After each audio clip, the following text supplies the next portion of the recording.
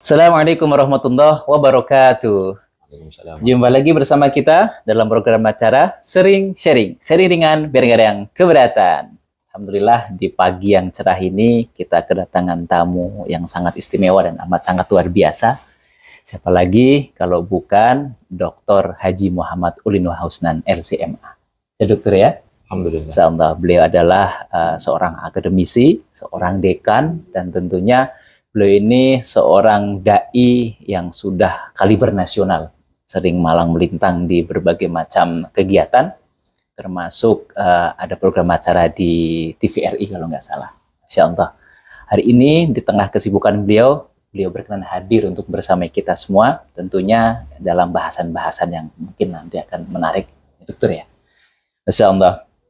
Sekarang ini kita melihat seolah-olah itu pendidikan agama sudah nggak penting lagi gitu dokter. Itu terlihat dari apa?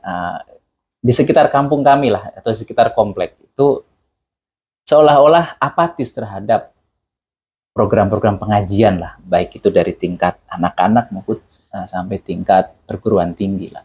Ini bagaimana kemudian kita mensikapi hal yang demikian? Padahal kan nantinya takutnya kalau kita nggak mengenal agama, justru moral itu akan terdegradasi. Fadhil dokter. Bismillahirrahmanirrahim. Assalamualaikum warahmatullahi wabarakatuh. Waalaikumsalam warahmatullahi Hamdan wa syukran lillah. Wassalatu wassalamu ala habibillah Muhammad ibn Abdillah. Terkait dengan pendidikan agama, memang belakangan ini banyak orang menganggap tidak lagi sepenting pendidikan umum. Padahal semua kita tahu bahwa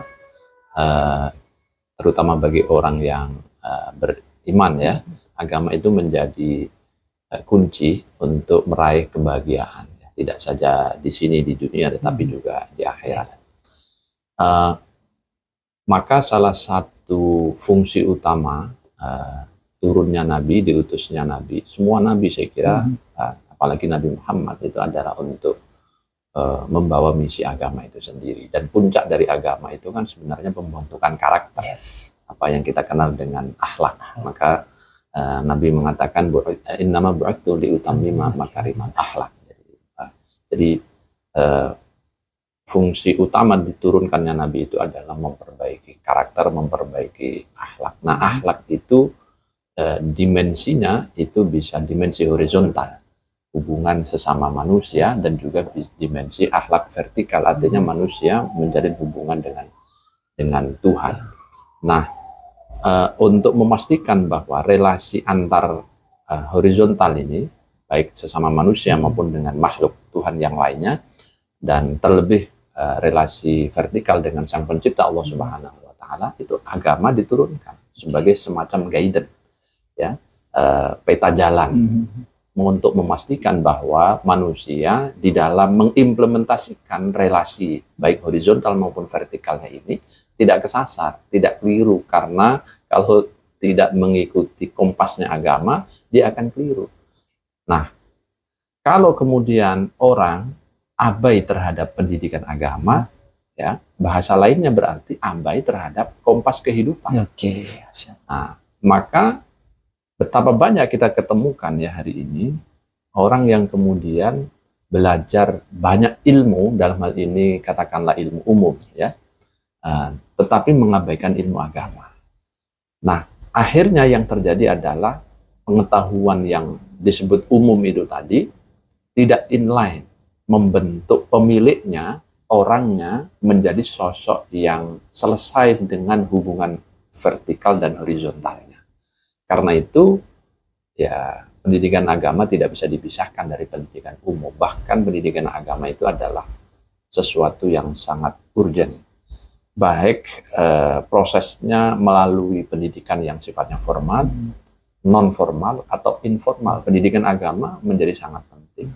Sebenarnya kita ya bersyukurlah di Indonesia itu banyak majelis-majelis ya yang menyediakan forum kajian keagamaan. Nah, kalau tidak bisa masuk dalam pendidikan formal, misalnya ada MI, Madrasah Ibtidaiyah, Madrasah Tsanawiyah, Madrasah Aliyah, atau pesantren, maka ada yang non formal, ada yang informal, majelis taklim, ibu-ibu, bapak-bapak, masjid-masjid, itu bagian dari medium untuk memperdalam agama. Jadi ada keberimbangan. Sebenarnya agama kita ini aslinya itu konsepnya itu tidak mendikotomi ilmu umum dan ilmu agama. Kedua-duanya itu dipercaya datang dari sumber yang sama, yaitu Allah Subhanahu wa Ta'ala. Tapi dalam proses perkembangannya kan kemudian ada split ya, dibagi ini umum, ini agama. Padahal sebenarnya konsep awalnya itu tidak seperti itu. Karena perkembangan modern harus ada spesifikasi dan pembidangan, mau tidak mau harus ada bidang-bidang itu. Nah, saya kira baik orang yang ahli agama maupun orang yang ahli umum, dua-duanya tidak bisa dilepaskan dari salah satunya. Yang ahli agama juga harus belajar ilmu umum, ya, dan orang yang ahli ilmu umum juga harus memiliki basic-basic keagamaan. Kalau itu bisa terjalin secara integral, secara integratif, maka insya Allah relasi horizontal dan vertikal itu akan terbangun dengan baik. Masya Allah. Jadi dapat kita bahasakan ada ungkapan man arada dunya fa ilaihi bil ilmi wa man arada al akhirah fa ilaihi bil ilmi wa man arada huma fa ilaihi bil ilmi. Ini harusnya ada prinsip keseimbangan gitu kan, baik itu ilmu agama ataupun ilmu umum. Dan satu hal mungkin yang paling tepat nih dokter untuk saat ini itu bagaimana sih sebenarnya pengajaran atau pendidikan agama yang harus kita berikan? Mengingat sekarang ini zaman digital dan juga zaman milenial lah, saya katakan demikian. Apa? Iya, karena ini eranya era digital, saya kira kita harus memanfaatkan ya instrumen digital itu tadi. Kita tidak bisa lari dari perkembangan dunia, karena itu bagi kita semua adalah sebuah keniscayaan. Jadi kalau orang lari dari digital berarti itu kemudian lari dari kenyataan, dan agama mengajarkan kepada kita tentang kita harus menerima realitas, menyikapi realitas dengan arif. Nah, realitas hari ini kan dunia digital. Maka dalam proses pembelajaran agama, saya kira kita bisa memanfaatkan dunia digital itu sebaik mungkin. Dan ini memudahkan. Kalau zaman dulu mungkin belajar agama itu secara manual, harus datang ke kantong-kantong dan sumber-sumber ilmu agama, ke pondok pesantren, ke padepokan misalnya, ya kan. Nah, hari ini orang bisa duduk di rumah, ya, dengan memanfaatkan media informasi digital yang luar biasa ini, itu bisa belajar agama. Nah, tentu karena media, terutama media sosial itu di satu sisi memang bisa dimanfaatkan sebagai instrumen pembelajaran, tapi di sisi yang lain kita juga harus paham ya, sumber yang kita rujuk dalam media sosial sebagai informasi keagamaan itu siapa. Petanya harus jelas, karena kalau tidak ada, kita ini ibarat masuk dalam sebuah hutan, ya, gelap gulita gitu. Nanti tidak bisa membedakan jangan-jangan mana kayu, mana ular. Gitu, ya. Nah, itu sama di dunia digital itu. Kalau kita buka hari ini, banyak orang kan memanfaatkan pembelajaran ilmu keagamaan. Ya, jangan sampai kita tidak bisa membedakan mana ular, mana kayu. Yang kita butuhkan adalah kayu sebagai penopang jalan kita agar keluar dari gelapnya, kira-kira gelapnya hutan gitu. Nah, oleh karena itu kita harus juga mawas di dalam memilah dan memilih sumber-sumber informasi keagamaan yang berseliweran di media digital. Itu satu, jadi memanfaatkan dunia digital sebagai instrumen pembelajaran agama. Nah, yang kedua juga harus tadi ada basis keilmuan ya, dan juga pengetahuan untuk memilah ya, sumber-sumber yang kita ambil dari media tersebut. Jangan sampai justru kita ingin belajar yang benar gara-gara salah tadi itu, karena kena ular ya, sehingga informasinya salah ya. Nah, sehingga kontraproduktif, dan itu banyak kita temukan juga di lapangan. Jadi itu saya kira ya hal-hal yang bisa dimanfaatkan untuk pengembangan pendidikan keagamaan hari ini.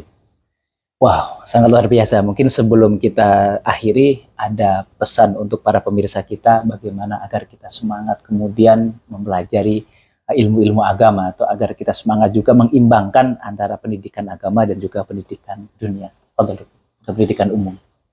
Iya, nanti salah satu pertanyaan ya, ketika kita sudah menghadap Tuhan ya, baik di alam barzah maupun nanti ketika dibangkitkan itu. Salah satunya kan yang ditanya itu kan tentang pertanggungjawaban amaliyah yang sudah kita kerjakan selama hidup. Misalnya soal hartamu dari mana, ya. Kemudian kamu dapat dari mana, kamu infakkan kemana, ya. ya. Umurmu, kesempatan yang kuberikan, sehatmu, dan seterusnya.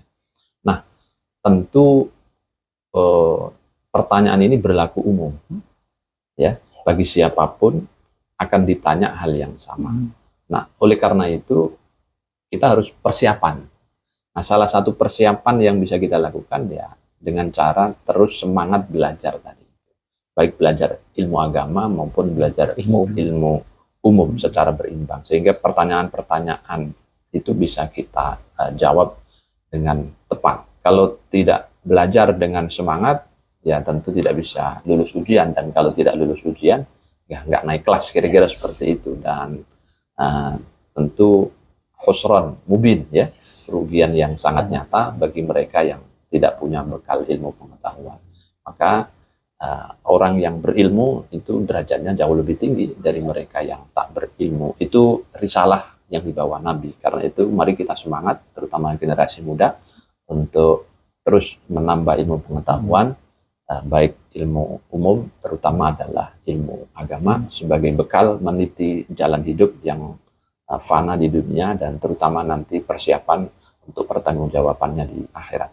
Wah, Masya Allah, sangat luar biasa apa yang kita bicarakan pada hari ini. Mungkin dapat kita ambil kesimpulan bahwasanya memang belajar agama itu susah, tapi akan susah lagi kalau kita tidak belajar agama.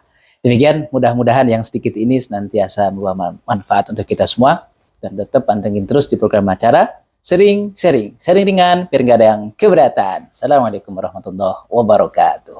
Assalamualaikum warahmatullahi wabarakatuh.